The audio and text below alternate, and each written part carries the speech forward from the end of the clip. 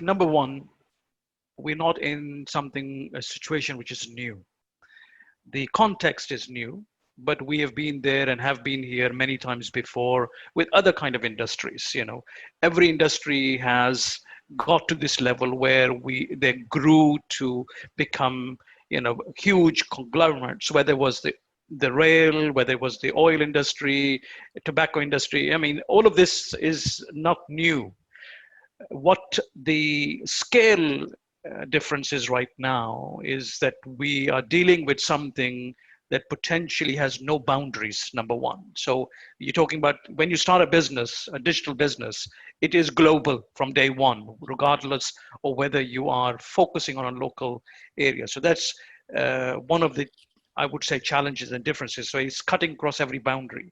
And today governments, and I work with at least, across the MENA region, most of the governments, they're grappling with this.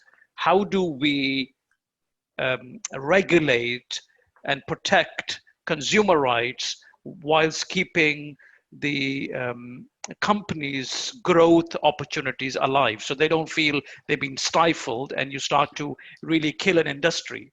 So it's, I mean, just echoing Phil's point, I think it's about the role governments play in ensuring this right balance is created.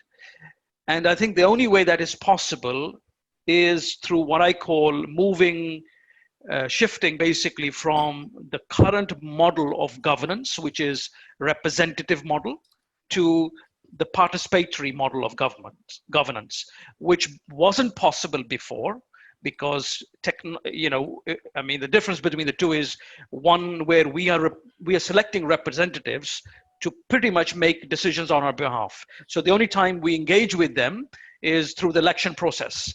After that, you don't hear about them. They don't contact you. Nothing happens. There's no closing the loop. You don't know, are they fulfilling the mandate promises or not fulfilling the mandate promises? And the engagement of citizens is very limited.